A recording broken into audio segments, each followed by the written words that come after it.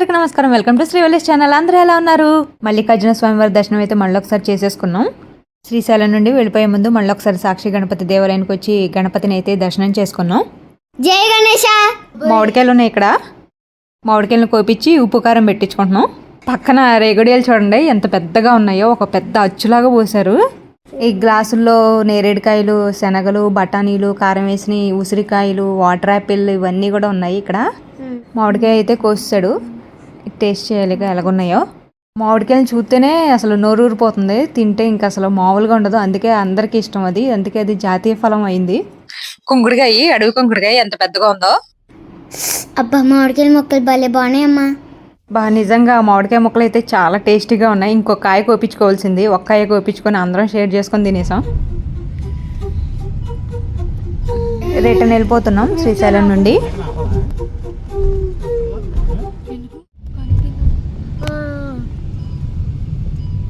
ఇటు పైనేమో శిఖరేశ్వరం.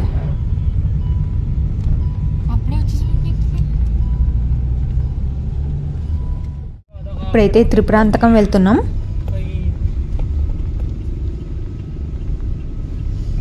త్రిపురాంబ ఇద్దరు ఇక్కడైతే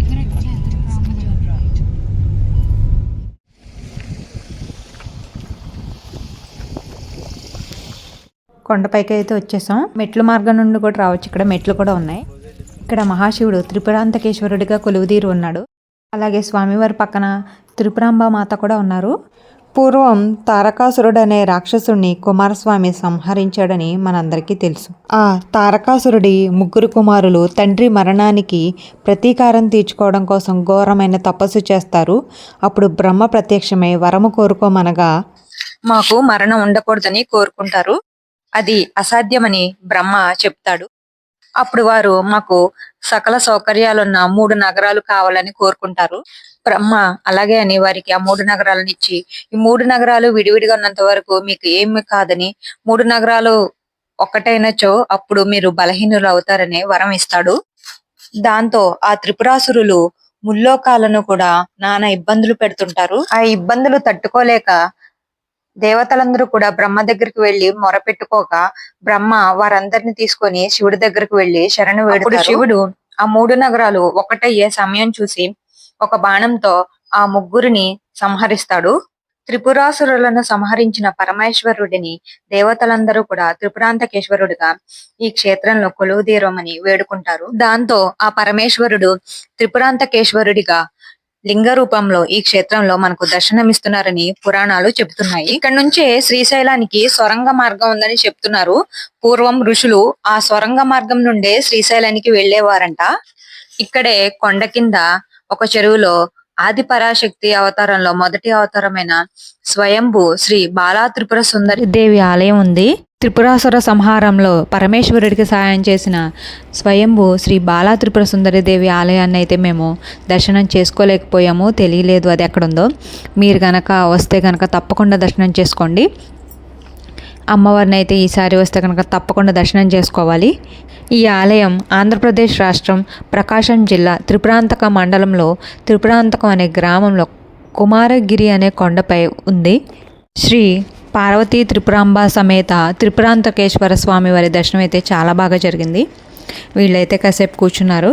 దర్శనం అయితే చేసుకున్నాక ఇక వెళ్ళిపోతున్నాం. అదైతే మెట్ల మార్గం. మీరు కూడా ఈ ఆలయాన్ని తప్పకుండా దర్శనం చేసుకోండి. శ్రీ త్రిపురాంతకేశ్వర స్వామి వారి దేవస్థానం. ఇంకా భోజనానికి అయితే సత్తెనపల్లి దగ్గర RK family restaurant and dhaba దగ్గర అయితే ఆగాము. ఫుడ్ అయితే చాలా బాగుంది, ఇంట్లో ఫుడ్ లాగే ఉంది. ఇక తినేస్తున్నాం బాగా. ఇక ఇక్కడ నుంచి కోటప్ప కొండకి వెళ్తున్నాం.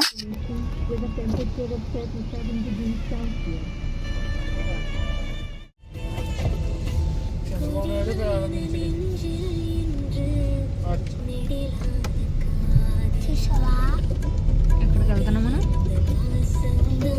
లోపలికా? గొప్ప పైకి వెళ్ళాలి. ఇక్కడ దారి ఉంది మరి.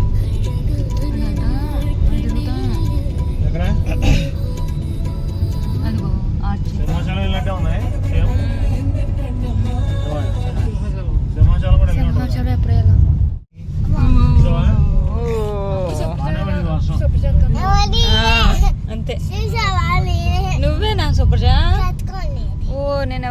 చేశాను రా.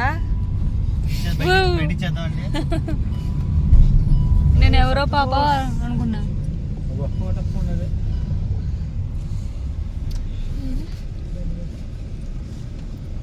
ఆశయ శుద్ధి లేని జీవితం, చుక్కాని లేని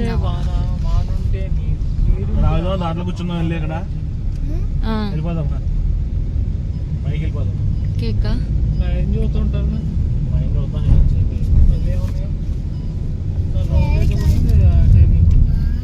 ఆదుకో కోటయ్య ఆదుకో. ముగ్గురమ్మలు పార్వతి ఇంకో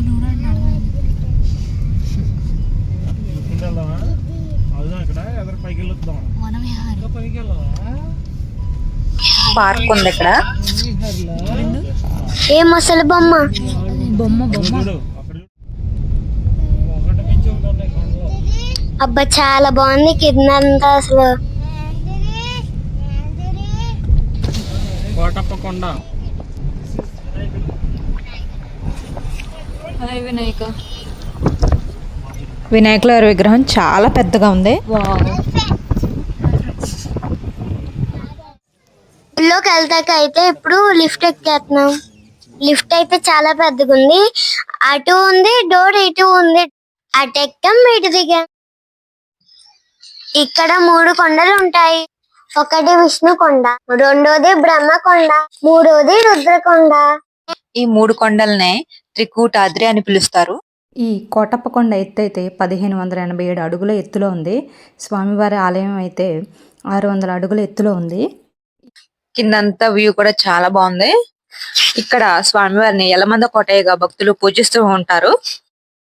ఇక్కడ కార్తీక మాసం అలాగే మహాశివరాత్రి ఉత్సవాలు ఎంతో అంగరంగ వైభవంగా జరుగుతాయంట.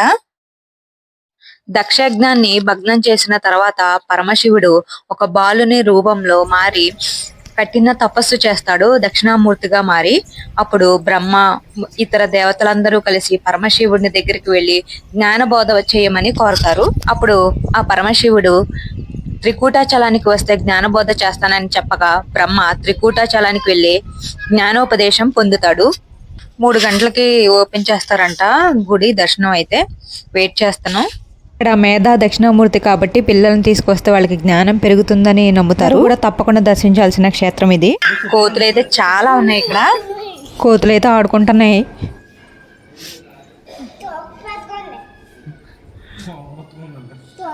ఉదయం 6 గంటల నుంచి మధ్యాహ్నం 1 గంట వరకు, అలాగే తిరిగి 3 గంటల నుంచి 8 గంటల వరకు దర్శనాలు జరుగుతుంటాయి అన్నమాట. మేమైతే 2ంటికే వచ్చేసాం. 3ంటికి ఓపెన్ చేస్తారన్నారు, అందుకే వెయిట్ చేస్తున్నాం దర్శనానికి. అయితే పాత కోటయ్య స్వామి వారి ఆలయం, నాగేంద్ర స్వామి వారి పుట్ట కూడా ఉంది అక్కడ. దర్శనం అయితే చాలా బాగా జరిగింది.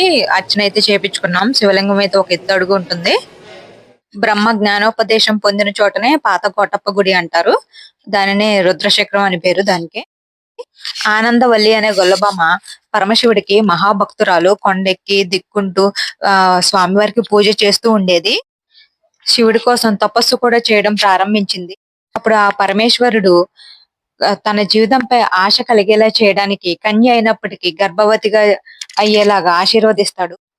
ఆమె గర్భవతి అయినా సరే పట్టించుకోకుండా స్వామివారికి పూజలు చేస్తూనే ఉండేది. అప్పుడు స్వామివారు కనిపించి, నువ్వు పైకి కొండ ఎక్కుతూ దిగుతూ ఇబ్బంది పడినవసరం లేదు, నేనే వస్తాను నడవమని చెప్పగా అప్పుడు వెనక్కి తిరిగి చూడకుండా నడవమంటాడు. స్వామివారి అడుగుల శబ్దానికి ఏమిటని ఒక్కసారి వెనక్కి తిరిగి చూస్తుంది. అప్పుడు ఆ పరమేశ్వరుడు లింగ రూపంలోకి మారిపోతాడు. ఆనందవల్లి అమ్మవారి ఆలయం. ఆ జంగమదేవర లింగరూపుడిగా మారిన ఆ ఆలయాన్ని కొత్త కోటప్ప గుడిగా ప్రసిద్ధి చెందింది. ఈ కోటప్ప కొండపై అసలు కాకులే వాళ్ళవంట. ఆనందవల్లి అమ్మవారు శివుడి కోసం ప్రసాదం తీసుకువెళ్ళేది కదా, ఆ ప్రసాదాన్ని కాకులు ముట్టుకున్నాయంట. దాంతో కోపం వచ్చి కాకి ఇక్కడ శాపం ఇచ్చిందంట, ఇక్కడ ఉండకూడదని. ఇక్కడ విష్ణుమూర్తి కూడా దక్షిణామూర్తి కోసం తపస్సు చేసి జ్ఞానోపదేశం పొందినట్లుగా పురాణాలు చెబుతున్నాయి. ఇక్కడ బ్రహ్మచారి అయిన దక్షిణామూర్తి కావడంతో ఇక్కడ కళ్యాణోత్సవాలు జరగవంట. ఇక్కడ ప్రసాదంగా అరసనిస్తున్నారు. నందీశ్వరులు చాలా పెద్దగా ఉన్నారు. ఇక్కడ ఉండడానికి అన్ని సౌకర్యాలు ఉన్నాయి. దక్షిణామూర్తి వారి విగ్రహం చాలా పెద్దగా ఉంది. విజయవాడ అంబేద్కర్ గారి విగ్రహం చాలా పెద్దగా ఉందన్నమాట. టిఫిన్స్కి ఆగేమో దోశ చూడండి ఎంత పెద్దగా ఉందో, ఒక ఇద్దరు ముగ్గురు తినొచ్చు దీన్ని. దోశనైతే తినేసాం ఎలాగో అలాగా. కేక్ కటింగ్ అయితే ఉంది ఇప్పుడు సీతారాంది. ఈ కేక్ ని శ్రీశైలంలో తీసుకున్నారు, అసలు కట్ చేయడం కుదరలేదు, ఇక ఇప్పుడు కుదిరింది అనమాట.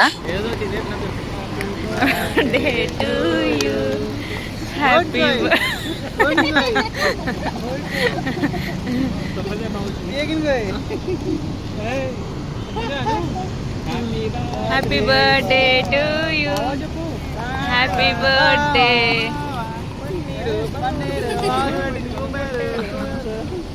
Happy birthday Sitaram. అటు అటు బాగా కేక్ పెట్టు.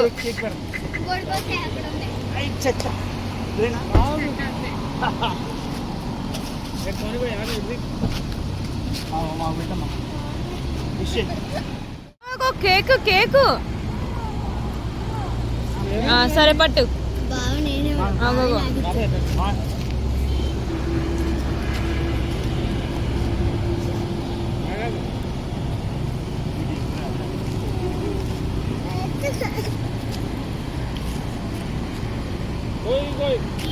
వెళ్ళు ఇంకో బావా కేకు కేకే ఇందు పెట్టు.